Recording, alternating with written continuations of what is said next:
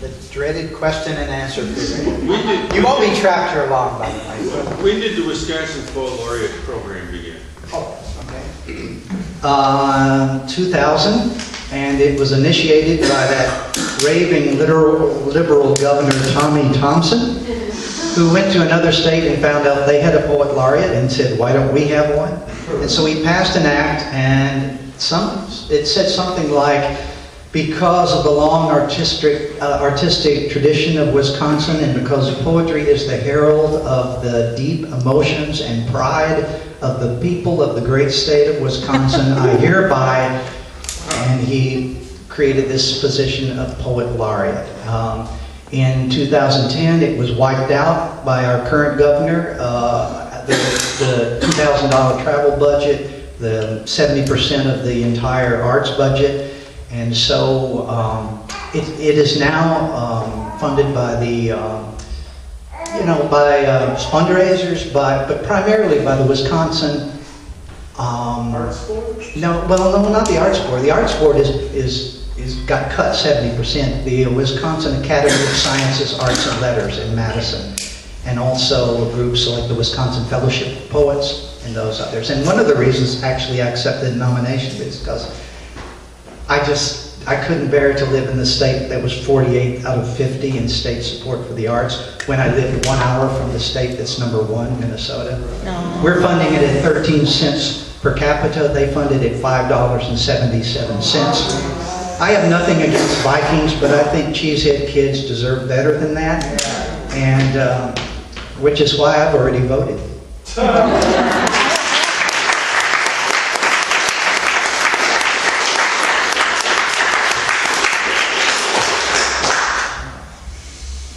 I've got a question for Max. I'm just curious if you have anything in the works for publication. I imagine laureateship has kept you busy. Yeah, I've got a third book's worth of poems, more than enough, but I haven't had time to line them up and send them up. And also, if anyone that's ever interested in applying to be Poet Laureate or nominated, you don't actually have to travel all that much, but I live far away, and I wanted to make the case for art. And I also was the beneficiary of a couple of individual artist grants from the Wisconsin Arts Board, which also have been dissolved by our current legislators. And so I felt like, and along with, I'm a public educator, so I'm a really biased person, but I believed I had no shot to go to college without public education. Somebody helped me along. I received some grants. I went to school at a time in which 80 to 90% of the tuition of the state university was covered by the state. It's now 18% at the school where I teach. So I would never have been able to attend the public school that I teach at under the current situation here in Wisconsin. And to me, to be given a ladder by the taxpayers of the greatest generation, and then to pull that ladder up after you have climbed it, to me, I traveled almost 20,000 miles just saying that over and over because, that's not the way that I want to go out in this world. Having pretended that I got where I am by myself. Anyway. What was the question? So hopefully there will be a book coming out. You can tell I'm about ready to end my book. What's the question? Other questions? Okay, so I want to ask Nick, how long, how much you work on the memorizing, because I've been memorizing more, and it's mainly because of reading with people like you. I've started thinking, okay, I might be old, but I can remember a few things. So how much do you work on keeping it in your head? I don't mean the freestyling stuff. I mean the pieces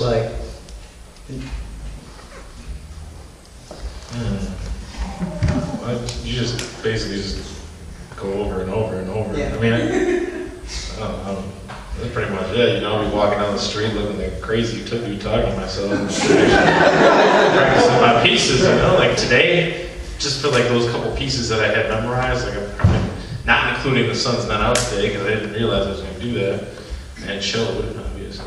But I practiced them like, you know, at least 10 times a day. And so I remember Questlove answered that. Questlove is the drummer for the Roots, if you guys don't know. He's like the big black dude with a big afro that always has a pick in it, you know.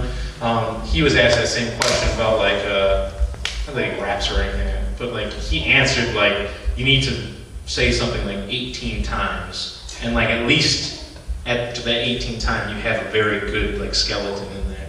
So I practice all the time, for sure. Yeah. For some reason, I really love hearing people's favorites. So what's everyone's favorite food? It sounds as hell, but that's really all I'm interested in. You don't want to know our pet peeves or anything? Oh yeah, pet peeves, throw that in. Oh, great. Let's see. Favorite food, my mother's pot roast. And which I cannot duplicate no matter what I do. And my pet peeve are people who pull the ladder up and then claim that they pull themselves up by their bootstraps and everybody.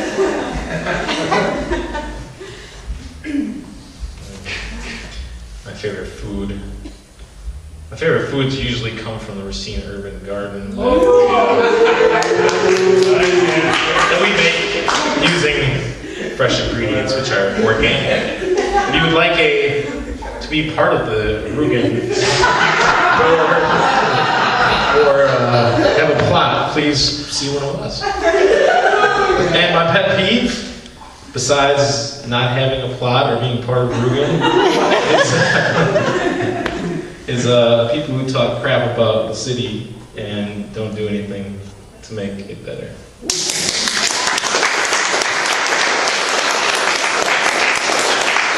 Yeah, if I could go back in time to Western Kentucky, my grandfather had a bank, and we lived in an 8 by 32-foot trailer in a field my grandfather cleared, and he plowed with a mule behind it. I didn't know that was odd. I didn't know why people were stopping along the road to look. But he had 100 chickens, and I loved those chickens. They were beautiful. They didn't exactly run wild, but they were Leghorns and Dominic and all this kind of stuff. They were so beautiful, but man, they were good. When my sweet, beloved hymn-playing grandmother, who taught me to sing harmony, when she wrung their necks, and I would have to say it was traumatic, but it was amazing what you can forget about when you're hungry. So that was my favorite food. I'm sorry. Pet peeve. Pet peeve. Yeah, I might have just already talked about my pet peeve. I guess my pet peeve is people who believe that a balanced budget is more important than a balanced life.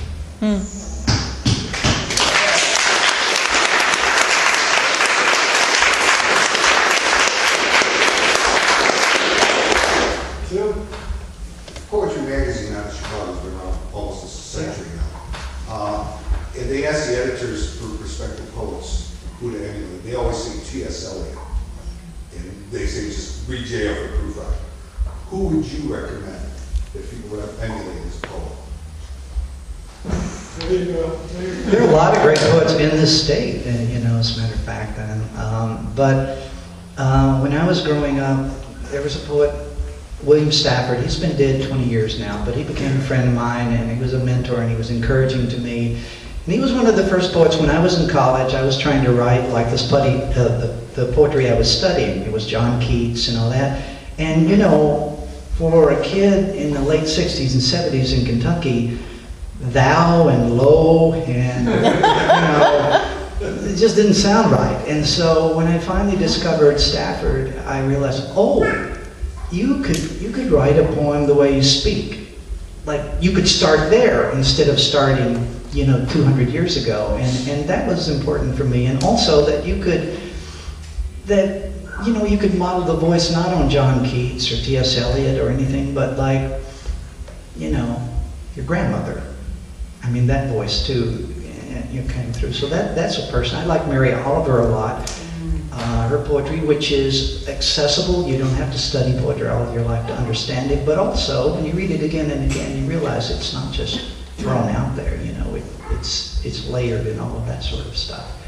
And I came to poetry through Joni Mitchell, Leonard Cohen, Bob Dylan, Neil Young, and Smokey Robinson. Actually, those were some of my favorite poets when I was 17.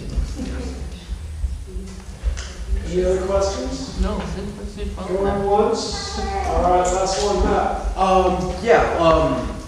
In one of your poems, you seem to get into sort of what seemed like past history. I don't know whether that's true or not, but I was just wondering, at what time did poetry begin to pique your interest, and what was it about it that sort of drew you into that world?